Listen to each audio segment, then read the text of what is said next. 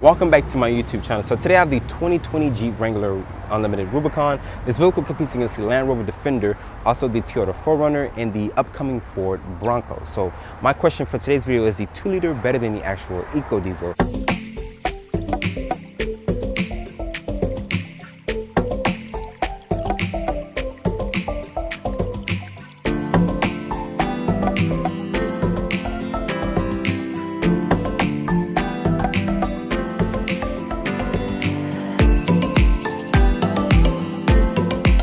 But this marks 13 years since Jeep put a 2-liter under the hood of their Wrangler lineup, and also as a part of the actual Hurricane family. So that means FCA puts this powertrain in the actual Alfa Romeo products as well. But open up the hood here. One of my concerns is that anybody can honestly walk off the street and open your hood, because they actually have to go inside the vehicle and pop the actual hood latch. But open up the hood of the Wrangler. This has a 2-liter 4-cylinder that makes 270 horsepower, 295 foot-pounds of torque. It's a 2-liter 4-cylinder, like I mentioned. It also has an 8-speed automatic transmission. As this one sits, it weighs 4,595 pounds. Fuel economy numbers are 21 in the city, 22 on the highway, and 21 combined. With the EcoDiesel, it makes 260 horsepower and 442 foot-pounds of torque. So all my diesel lovers out there, if you're looking for a lot of torque, I think you should put the EcoDiesel on your list. But if you're looking for something clean and very that's not expensive when you go to fill it up, I think the 2-liter is a little better compared to the EcoDiesel. And you can also tow 3,500 pounds. But closing the hood here of the Wrangler, as you guys know, the Wrangler is a very iconic vehicle. My tester here has this bright white exterior color. As you can see, it does have some black accents. You also have this steel bumper, which is a part of a group. You get the front bumper, which is the steel bumper, and you also get the rear bumper, which is a steel bumper as well. You also have these red tow hooks that you get in the front and also at the rear. You also get these LED automatic high beams here as well. I'm surprised Jeep didn't make it standard, but on the lower trims, you get these halogen headlights with this LED daytime running light, also with this LED turn signal, and you do get LED fog lights here, lower part of your bumper as well. But let's take a look at the side proportions of the Jeep Wrangler. So looking at the side proportions here of the Jeep Wrangler, starting with these tires. These are 33-inch tires. They're a 285/70. They're wrapped in a 17-inch rim. I actually like the silver and gray finish that you get on the wheel wells here. I like the multi-spoke design as well. You have a little Easter egg here of the Jeep Wrangler as well. But Jeep does a lot of Easter eggs with their vehicles, so it's like a lot of Easter eggs that you get on this particular vehicle here. You also have 4 disc brakes for all 4 wheels. I actually like the finish here on the rim design. I also get this Rubicon sticker here. You also have some badging here on the side fender, which is the Rubicon edition. You also get this Jeep emblem with your Wrangler Unlimited badge. Your wheelbase is 118.4 with the overall length of 188.4. But let's take a look at the rear of the Jeep Wrangler. The rear of the Jeep Wrangler, starting with these LED taillights here. They're part of that LED package. That's why you get those LED lights in the front fascia. You have this red tow hook here with rear parking sensors, LED lights for your tag. You do get this full spare tire with this standard backup camera. But open up the cargo back here. You also have this barn light door that opens. When you pull this rear glass up, it opens, so you have a lot of space to come in and out of. Jeep rates the cargo back here at 32 cubic feet of space when you have everything folded up. When you fold everything down, you get 72 cubic feet of space. This vehicle is very much capable of family storage. As you can see, when you fold everything down, you get 72 cubic feet of space. That's very impressive for this very small vehicle. When you open up this tab here, you get some underfloor storage. But let's take a look at the interior of the Jeep Wrangler 3. So I have the key fob for the 2020 Jeep Wrangler Rubicon. As you can see, it's the same key fob that I showed you guys previously before. Your Jeep name, which is in the back of the key. You also have the switchblade style key with an unlock, lock, remote start, and a panic button. But to open up the vehicle here, you can see the alarm will go off when you lock the door. And to unlock it, Jeep does a sensor behind the door handle. Open up this interior. My tester has this black and red interior here with the red seat belts, what I think is a nice addition to lighten up this dark cabin with some red stitching here. Your Rubicon name, which is in red stitching as well. The door panel here is going to be a soft touch ejecting molded plastic with this brushed aluminum door handle. Your mirror controls here, your lock controls, and this portion here is a little hard to rest your elbows on. You get some more storage here, which is these cargo nets. It is a manual adjustable seating here, a manual tilt telescoping wheel as well. This rim looks very thick on the steering wheel. Your controls here for your headlight fixtures, also for your fog lights as well, your dimming switches and so forth. My tester doesn't come with running boards, but this vehicle does have a tall step in height, but let's grab this grab handle here and hoist ourselves up into the vehicle. I'm only 5'8", and that took a lot to get into this vehicle, which is very small. But closing the door sounds nice and solid. But to fire up the Jeep Wrangler here, just put your foot on the brake and press the start-stop button here. As you can see, the gauges will do a nice sweep, and you have your Wrangler icon pop up here in this LCD display as well. The steering wheel does have some red stitching here. It's telling me it's low on fuel, which I can clearly see. Thank you for letting me know that. You also have your driver's assistance stuff here with adaptive cruise control, your distance pacing as well. You also have this pad here to cycle through this LCD display, so you can see your phone storage, devices connected and so forth. You also have your trip computer here. Nice clean display here. You also have this little portion here for 2 high, 4 high, neutral, and a 4 low. That's for your 4-wheel drive system here. So you have the gear switches here. Pulling it down for the 2 high, you have to manhandle this thing. This thing is not for someone that's weak. You have to put a lot of force into doing that. That's for the actual 4-wheel drive system here. You also have some silver accents, which is a nice addition to the Wrangler here. This interior is very cramped. If you know anyone that's a little big or over 6 feet tall, I recommend them looking into the actual seating position, due to the fact that this has a very small interior up here in the front space as well. The upper part of your dashboard is a hard touch plastic. You do get some storage here. This is the 8.4 Uconnect System. It does have Apple CarPlay, Android Auto.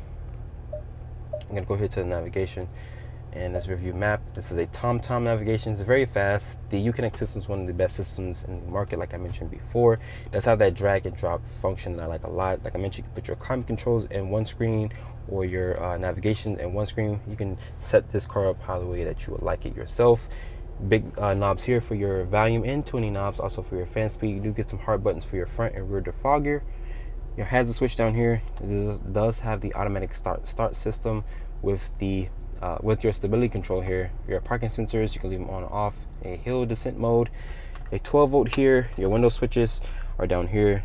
A USB-C, a USB port. I'm so glad that this actually has a USB-C, because I don't actually have a standard USB port with me anymore. You also have an aux here as well, and of course it's going to be labeled media, so you can know. You have a front and rear sway bar that you can you also have a front and rear locking differential. You also have your sway bar that you can turn on and off. Additional storage here. Like I mentioned, you also have this gear lever here. You also have this gear lever here that you can put into a 2 high, 4 high, neutral, and a 4 low. But putting the Wrangler into reverse here, you also have this backup camera here. Sorry for the buzzing noise. That's for the rear parking sensors. But you do get trajectory. Putting the Wrangler to drive, kicking over here to the left, you also have a manual mode of 8 different gears to go through.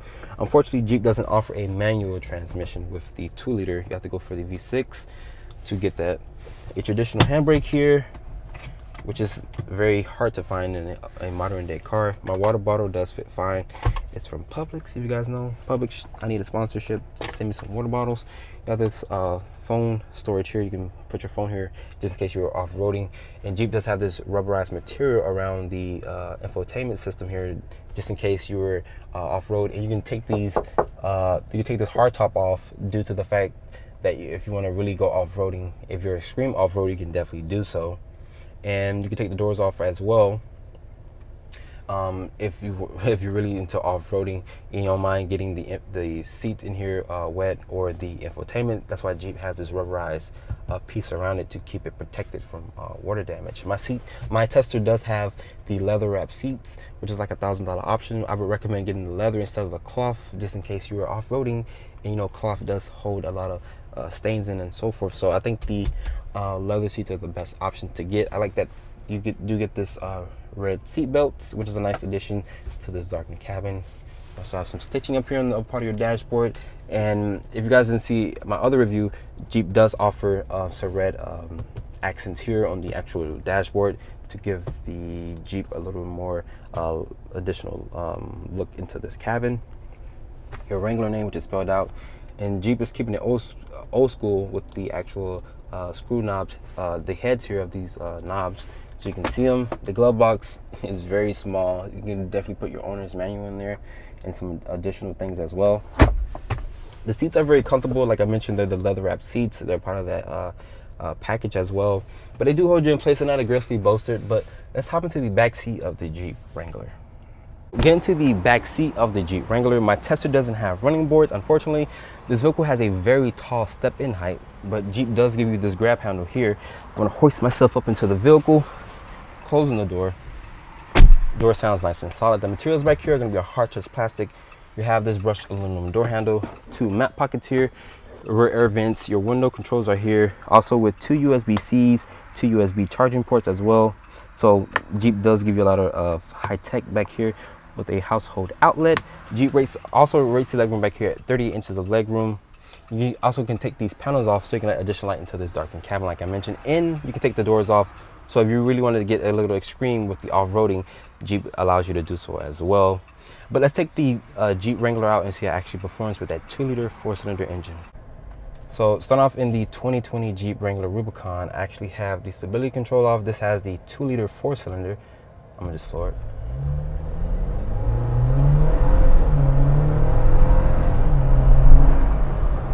Jeep says 0 to 60 with the 2-liter is 6.5 seconds. Surprisingly, I thought the EcoDiesel would be the fastest due to the fact that it has 442 foot-pounds of torque. This thing has a lot of low-end torque. It makes 270 horsepower and also 295 foot-pounds of torque. Steering feel in here is not sport car-like, but Jeep tuned it to basically go off-road. The steering feel in here is pretty good. The suspension, as you guys know, this is body on frame. The steering feel is very playful. You can play with it a lot. It's very numb. But visibility from the Wrangler here, you also have this upright window, these big side mirrors with the blind spot monitoring. It's part of the advanced safety package, which I think is about a good $1,000 option, if I'm not mistaken. But the 2-liter is very peppy, has a lot of torque. With the EcoDiesel, I haven't driven the EcoDiesel in the Wrangler yet. I drove the EcoDiesel in the Ram 1500, but I think probably the same thing, but unless they probably detuned it for the Jeep Wrangler. But steering feel is pretty good. It's not loose, it's not light. The suspension feel in here is pretty good. You also have those Dana 44-inch axles as well. You also have a front and rear locking differential with the sway bars, so if you want to take this thing off-roading, you can. And you can also, my tester does have the hard top you can take off as well with the doors. So if you're really into like off-roading and you don't mind the interior getting messed up with mud and dirt, I think the Wrangler is a better choice for you that offers the ability to take the doors and stuff off. The seats in here are very comfortable. You can go on a long road trip with them. My Tesla does offer the leather seats instead of the cloth seats, so I think that's a better deal when it comes to comfortability with the Wrangler. So I have a solid front and rear axle. Like I mentioned, this is body on frame with a discontinuing sway bar front and rear. And my Tesla does have the 2-liter 4-cylinder, which is a $3,000 option. I'm surprised the engine itself is $1,000, and Jeep makes the transmission $2,000. So if you don't mind paying that $3,000 upcharge for the 2-liter, then I think you should put the 2-liter on your list if you're looking to get some good 0 to 60 times. 6.5 seconds is pretty good for basically a truck that looks like a brick.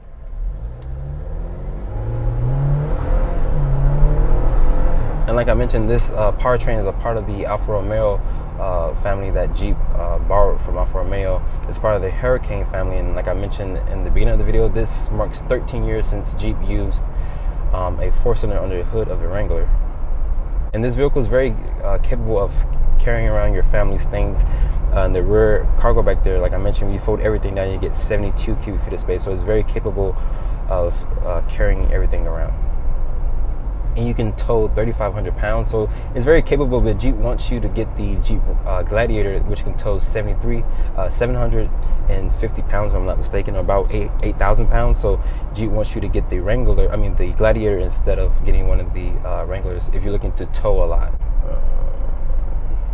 And surprisingly, it's not noisy in the cabin due to the fact that this does have the hard top. But man, this 2-liter is very impressive.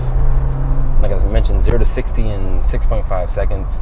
This does have the adaptive cruise control, also your distance pasting radar sensoring as well. So it does come with a lot of advanced safety tech, also with the 8.4 Uconnect system, which does offer Apple CarPlay and Android Auto. So Jeep is definitely doing it with the old technology and also with the new technology. Let's talk about fuel economy really quick. It's rated 21 in the city, 22 on the highway, and 21 combined. With the EcoDiesel, I think you get like 26 combined. I actually don't have the actual numbers for the fuel economy. I'm thinking it's 26. And the EcoDiesel doesn't offer a lot of horsepower. It only makes 260, but it does make a lot of torque. It makes 442 foot-pounds of torque. So that's one of the most richest torque numbers that you can get in any Jeep product when it comes to the Wrangler lineup. Yeah, I'm very impressed with the 2-liter. I can't wait to drive the diesel powertrain and see how that one actually performs. But yeah, the 2-liter is a very good engine. So like I mentioned, if you're looking to save some money at the pump, I think you should put the 2-liter on your list instead of the EcoDiesel. I'm gonna do a quick acceleration run really quick and just do 0 to like 30 since I'm in a residential neighborhood. So I'm at 0 on the floor.